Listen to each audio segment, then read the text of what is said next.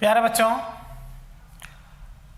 Mechanics का fifth topic Newton's law of motion हम लोग ऑलरेडी स्टार्ट कर चुके हैं, जिसमें लीनियर मोमेंटम हम लोग पढ़े थे, चेंज इन लीनियर मोमेंटम पढ़े थे, Newton's first law, Newton's second law.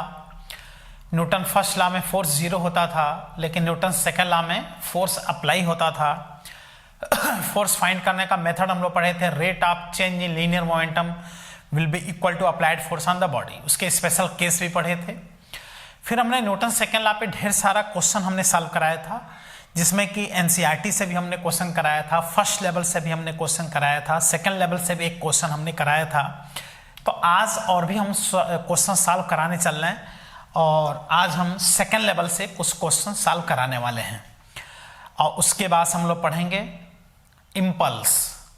Impulse पढ़ने के बाद से तब जाके न्यूटन्स थर्ड लॉ पढ़ेंगे, law of action and reaction. Impulse पढ़ने के बाद से तब पढ़ा जाएगा, लेकिन आज अभी हम लोग क्वेश्चन करने वाले हैं सेकेंड लेवल से। 40 नंबर क्वेश्चन, बहुत इंपॉर्टेंट क्वेश्चन, AIEEE में पूछा गया क्वेश्चन है। Second level question number 40।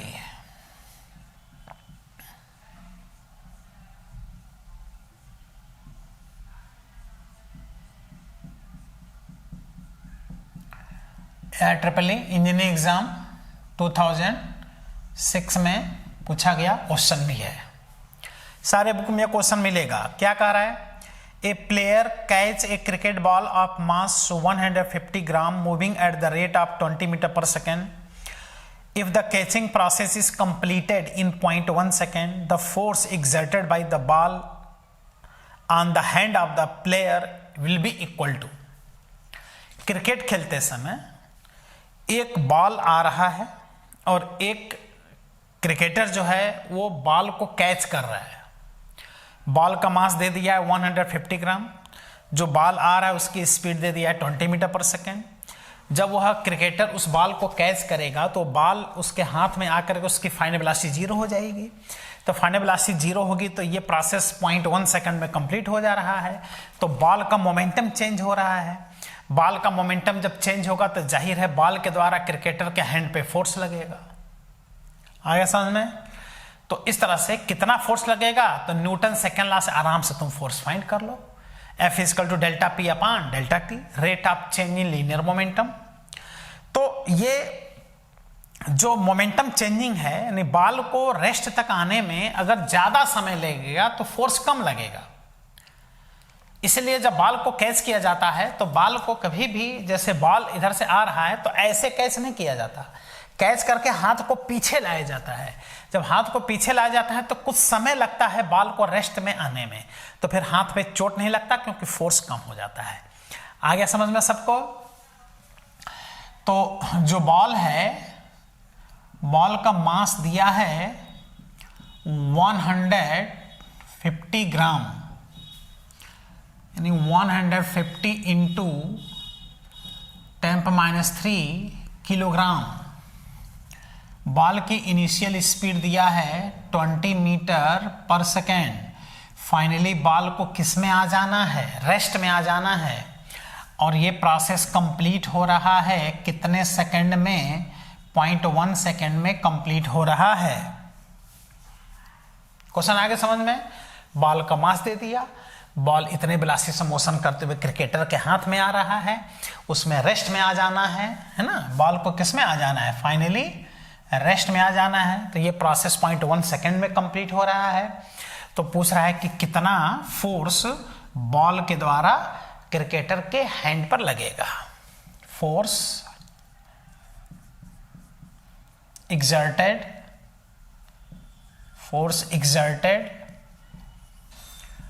by the ball at the hand of cricketer। देखो F पूछ रहा है।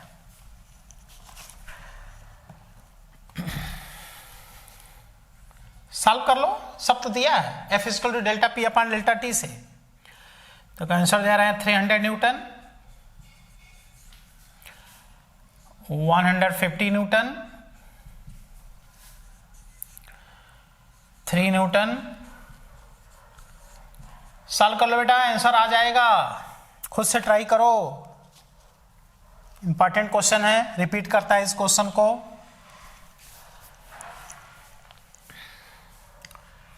तो अप्लाई कर दो, F equal to delta P upon delta T, delta P हो जाएगा m,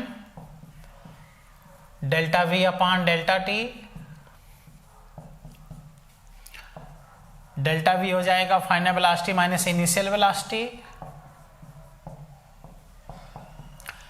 मास का वैल्यू है देखो 150 इंटू 10 पर -3, फाइनल वेलोसिटी 0, इनिशियल 20 अपॉन 0.1,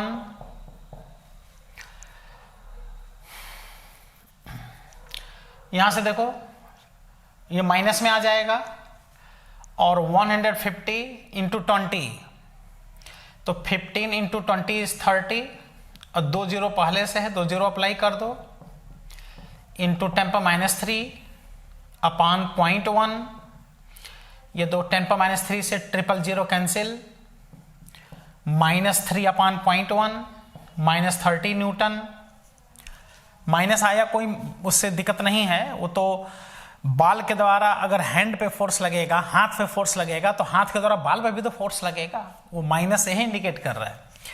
इसलिए जो फोर्स का मैग्नीट्यूड होगा ये कितने न्यूटन आ गया 30 न्यूटन।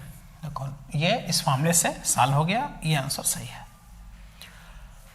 तो कोई भी क्वेश्चन जो हम लिख रहे हैं उसको पहले अपने मन से सॉल्व कर लो, अपने मन सॉल्व करोगे ज्यादा समझ में आएगा, उसके बाद से तब सॉल्यूशन देखो कि हम कैसे इसको सॉल्व करा रहे हैं। ठीक बेटा, कंप्लीट करो सेकंड लेवल से, और भी क्वेश्चन हम सॉल्व कराने चल रहे हैं।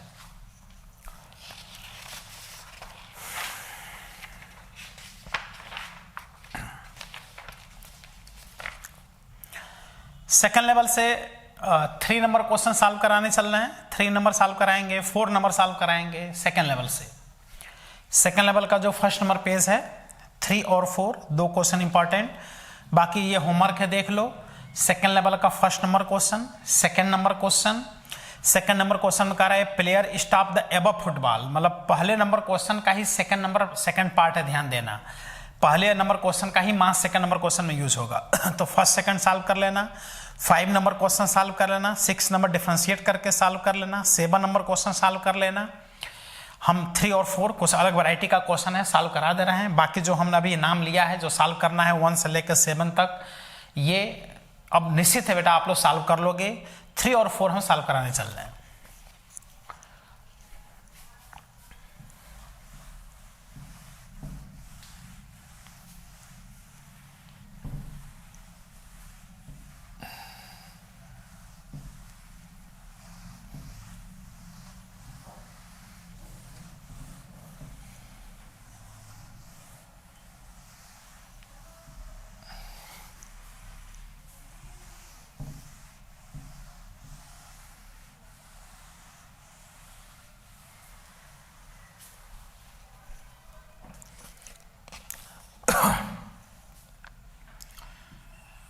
थ्री नंबर क्वेश्चन ऑफ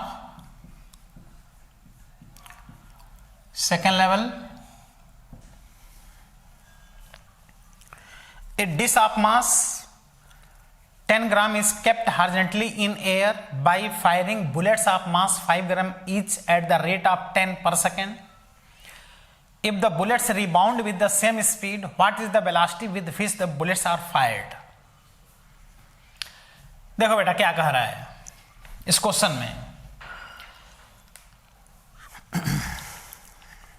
इस क्वेश्चन में ये कह रहा है कि एक डिश है, एक प्लेट है, उसको अगर एयर में ऐसे रख के छोड़ दो प्लेट को तो नीचे गिर जाएगा, लेकिन उस प्लेट को ऐसे रख करके और नीचे से बुलेट लगातार फायर कराओ, बुलेट जैसे रबड़ का बुलेट मान लो, रबड़ का प्लास्टिक का बुलेट लगातार इस पर फायर कराओ तो 1 सेकंड में 10 बुलेट टकरा रहे हैं और टकरा के उसी स्पीड से वापस हो जा रहा है। तो टकरा के जो वापस हो रहा है तो उस बुलेट्स का मोमेंटम चेंज हो रहा है और रेट ऑफ चेंजिंग मोमेंटम इस पे क्या लगा देगा, फोर्स। जो बुलेट्स होंगे फोर्स लगा देंगे, जिससे कि ये कह रहा है कि ऐसे स्टेशनरी हो जा रहा है। इधर से बुलेट टकरा रहे हैं और ये जो प्लेट है डिश ये स्टेशनरी हो जा रहा है, एयर में से रेस्ट में आ जा रहा है। डिश का मास 10 ग्राम दिया है, ईच बुलेट का मास 5 ग्राम दिया है। तो करे किस स्पीड से बुलेट्स टकरा रहे हैं और किससे वापस हो रहे हैं। तो जितने स्पीड से टकरा रहा है उसी से वापस हो जा रहा है, क्वेश्चन में कह रहा है। क्वेश्चन आ गया समझ में। प्लेट का मास दे दिया है, प्लेट को डिस्क कह रहा है, बुलेट का मास दे दिया है, 1 सेकंड में 10 बुलेट टकरा रहे हैं। तो rate of change in momentum एक बुलेट का निकाल के और जितने बुलेट्स हों उतने से मल्टीप्लाई करना चाहिए। ठीक बेटा, तो देख लो एकदम अलग वैरायटी का क्वेश्चन। ये डिश है, प्लेट,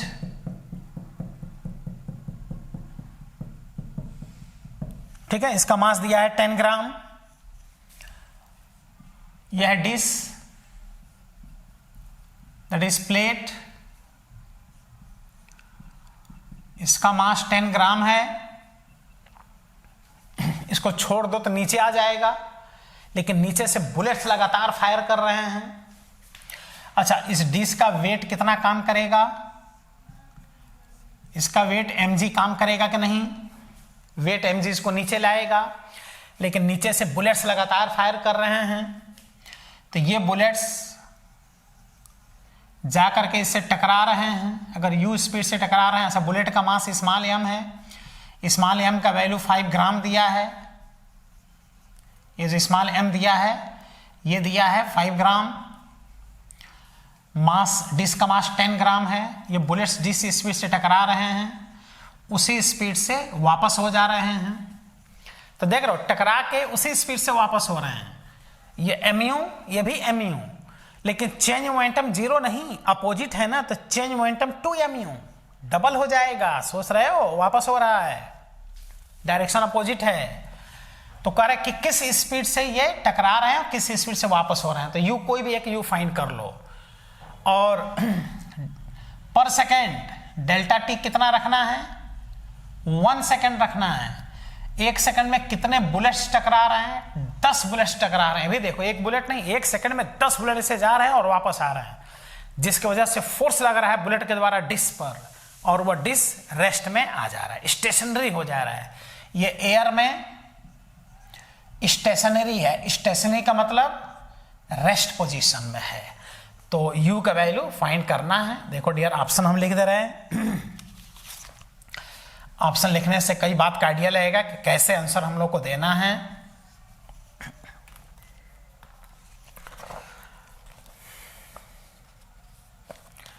आंसर सेंटीमीटर पर सेकंड, 49 सेंटीमीटर पर सेकेंड,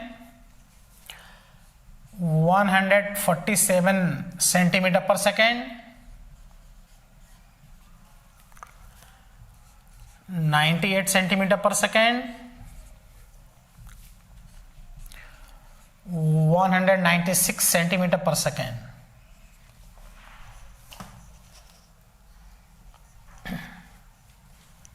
क्वेश्चन आ गया समझ में? लगा दो न्यूटन सेकेंड लॉ, अप्लाई कर दें। F equal to delta P upon delta T apply कर दो। Rate of change in linear momentum of the bullets will be equal to applied force on by the bullets on the disc. तो जितना ये bullets force लगाएंगे वो अगर इस disc के वेट से बैलेंस हो जाए, वेट से, तो क्या वो डिस्क रेस्ट में नहीं आ जाएगा? तो देखो, ये हो गया delta P upon delta T. तो डेल्टा पी कितना हो गया बताओ? चेंज इन मोमेंटम कितना हुआ? ये mu और ये mu मिलके 0 नहीं, 2mu। ये हो गया 2mu अपान डेल्टा टी। लेकिन mu से टकराया, mu से वापस हुआ, तो चेंज मोमेंटम 2mu हुआ, क्योंकि अपोजिट में ऐड हो जाते हैं, बताए हैं, एडिशन हो जाता है।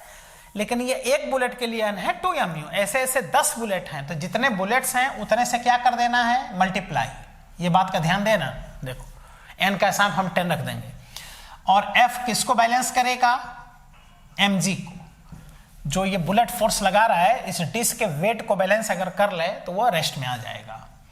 तो देखो 2mu into n upon delta T. u find करना है, u is equal to mg into delta T. देखो mg into delta T upon 2mn। Value put कर दो। m is 10 gram, 10 gram, g का value 9.8, delta t 1 second, 2 small m is 5 gram, n का value 10। देखो ये 10 ग्राम, ये 5 ग्राम, तो ग्राम ग्राम रहने दिया, इसको कन्वर्ट नहीं किया क्योंकि ऊपर भी ग्राम नीचे भी ग्राम। अब देखो 10 से 10 क्या हो गया, कैंसिल आउट, तो ये आ गया 9.8 अपॉन 10, 0.98 मीटर पर सेकेंड, 100 से मल्टीप्लाई कर दो, 98 सेंटीमीटर पर सेकेंड से ईच बुलेट्स टकरा रहे हैं और उसी स्पीड से वापस आ जा रहे हैं। यह 98 सेंटीमीटर पर सेकेंड। कोई दिक्कत आए समझ में सबको? एक अलग वैरायटी का क्वेश्चन, लेकिन साल किससे हुआ? न्यूटन सेकंड लॉ से ही साल हुआ कि नहीं हुआ, तुम ही बताओ। बहुत इंपॉर्टेंट सेकंड लेवल का 3 नंबर क्वेश्चन है। हमने हर बात को समझा करके तब डायग्राम बनाया है। यहाँ पर क्वेश्चन देख लेना, समझ में आ जाएगा। ये मेथड है सॉल्व करने का। अब हम 4 नंबर क्वेश्चन सॉल्व कराने चल रहे हैं सेकंड लेवल से। और जो होमवर्क दिए हैं उसको अपने मन से करना होगा।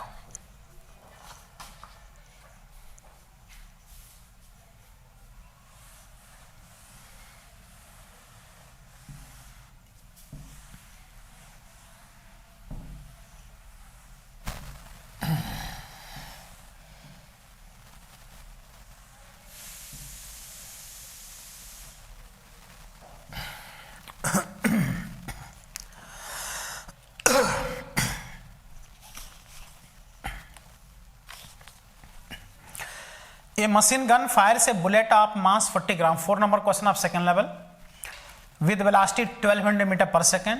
The man holding it can exert a maximum force 144 Newton on it.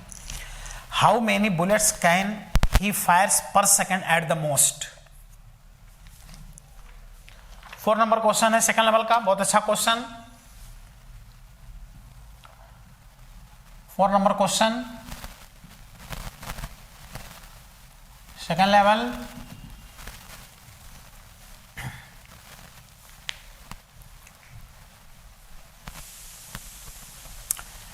Question में कह रहा है कि एक मशीन गन है। देखो गन और मशीन गन में क्या अंतर होता है? गन से एक बार में एक बुलेट निकलता है, मशीन गन से एक बार में कई बुलेट धड़ाधड़ निकलते हैं। जब फायर करोगे तो 1 सेकंड में कई बुलेट्स निकलेंगे। तो जब गन को फायर किया जाता है तो जिस मोमेंटम से बुलेट बाहर निकलता है उसी मोमेंटम से गन पीछे जाता है। इसलिए जो इसको फायर करता है उसको बैक डायरेक्शन में एक जर्क महसूस होता है, झटका लगता है।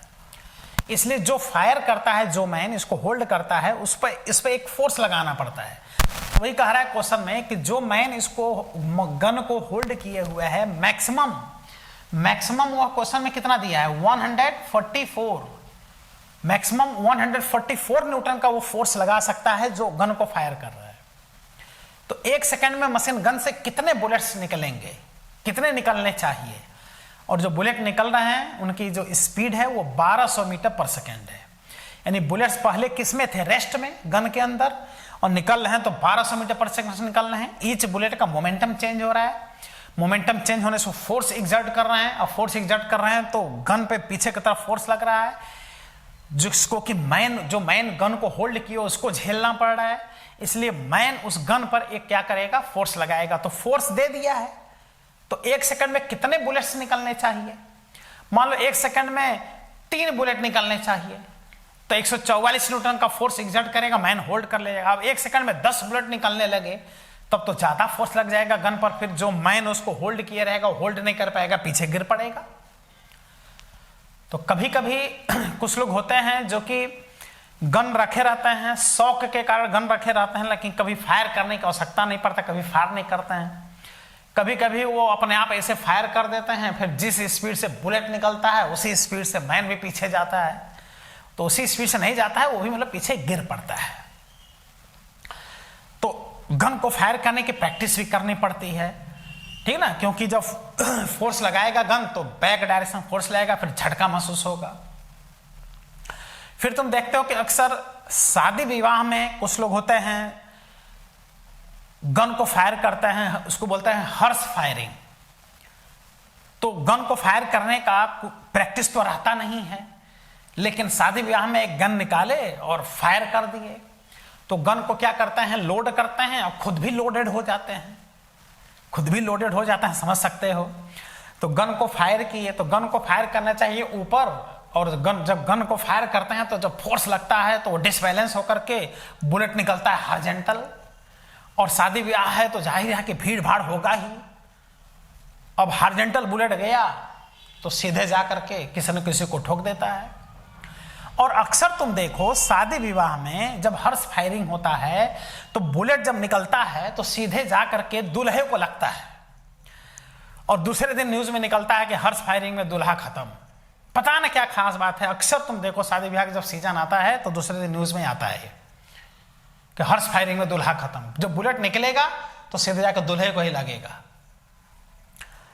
इसलिए कोर्ट का यह आदेश आ गया है, 2-3 साल से आ गया है कि हर्ष फायरिंग नहीं होनी चाहिए। शादी ब्याह में भीड़ भाड़ आता है, वहां गन फायर नहीं होना चाहिए। लेकिन फायर करने वाले मानते कहाँ हैं, फायर करते हैं, खुद भी लोड हो जाते हैं और गन को भी लोडेड कर लेते हैं, ऊपर फायर करते हैं, लेकिन डिसबैलेंस होकर के बुलेट हॉरिजॉन्टल चला जाता है।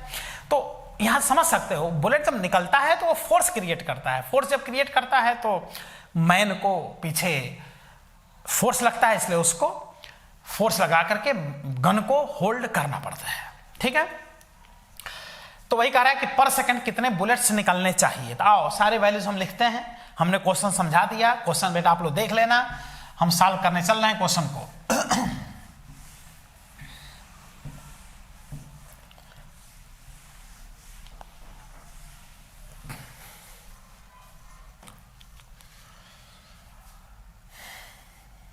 ये गन नहीं डियर, मशीन गन है, मशीन गन।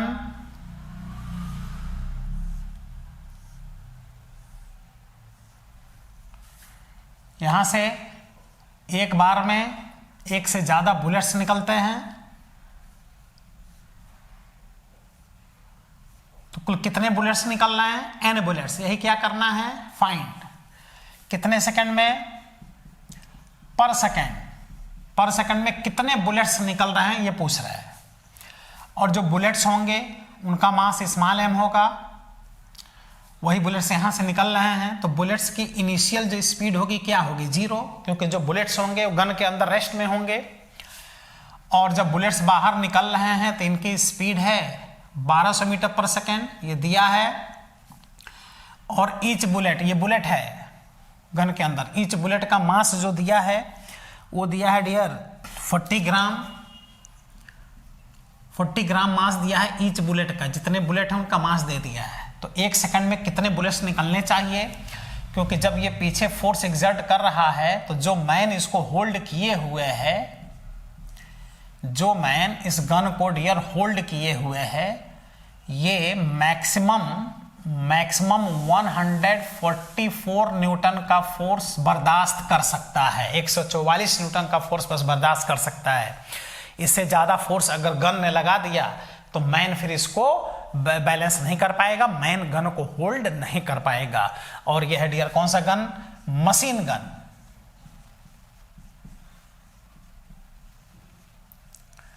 यह है मशीन गन। तो कितने बुलेट्स निकलने चाहिए ये पूछ रहा है। खुद से बेटा ट्राई करो, सब लोग ट्राई करो, एकदम आ जाएगा। F = delta P upon delta T। Final velocity पता है, इनिशियल 0 है, मास पता है, फोर्स पता है। F = delta P upon delta T लगा दो, डेल्टा T का सम 1 लगा दो। लेकिन n से मल्टीप्लाई जरूर करना। एक बुलेट का चेंज मोमेंटम नहीं है, n बुलेट का चेंज मोमेंटम है। ये गन नहीं, मशीन गन है। तो आंसर दे रहा है ओनली 1, यानी एक बुलेट एक सेकंड में निकलना चाहिए। फिर दे रहा है 3 बुलेट्स निकलना चाहिए। He can fire any number of bullets. फिर कह रहा है he can fire any number of bullets, ये तो ऐसे ही गलत है। कैसे कोई भी नंबर बुलेट निकल जाए, ज़्यादा बुलेट निकलने के तो ज़्यादा फोर्स लेने लगेगा, फिर मैन गन को होल्ड नहीं कर पाएगा। फिर दे रहा है 144 इंटू 48 बुलेट्स,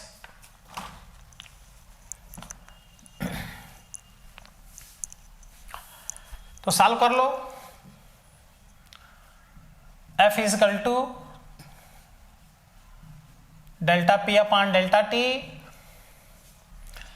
डेल्टा पी के स्थान पे m, final velocity minus initial velocity upon delta T. लेकिन ये चेंज मोमेंटम एक बुलेट का है और कितने बुलेट निकल रहे हैं n, तो n से क्या कर देंगे मल्टीप्लाई, क्योंकि n बुलेट का चेंज इन मोमेंटम हम लोग को देखना पड़ेगा। कितने बुलेट का डियर, n बुलेट का चेंज मोमेंटम हम लोग को देखना पड़ेगा। तो F का स्थान पर रख दो 144, ईच बुलेट का मास 40 ग्राम है तो इसको किलोग्राम में तो बदलना ही पड़ेगा। अब V का वैल्यू 1200, U का वैल्यू 0 इंटू n अपान 1, तो यहां से आ गया 144 equal to 40 into 1200 into n into 10 पर -3 अपान 1, तो एक ये 0 डबल 0 ये पूरा कैंसिल आउट हो गया। तो n इजकल टू आ गया 144 अपान 4 इंटू 12 से कट के ये 12 आ गया और 4 से ये कैंसिल होके 3 आ गया। अब बताओ कितना आ गया डियर, देखो ये इस मशीन गन से ये जो मैन फायर कर रहा है 1 सेकंड में 3 बुलेट निकलने चाहिए। अगर 3 से ज्यादा बुलेट निकलने लगा तो ज्यादा कुछ नहीं होगा, ये मैन इस गन को होल्ड नहीं कर पाएगा, क्योंकि 3 से ज्यादा बुलेट 1 सेकंड में जब निकलने लगेंगे तो ऐसे कंडीशन में ये गन इस मैन के ऊपर 144 न्यूटन से ज्यादा फोर्स लगाने लगेगा। और मैन लगा कितना सकता है 144 न्यूटन।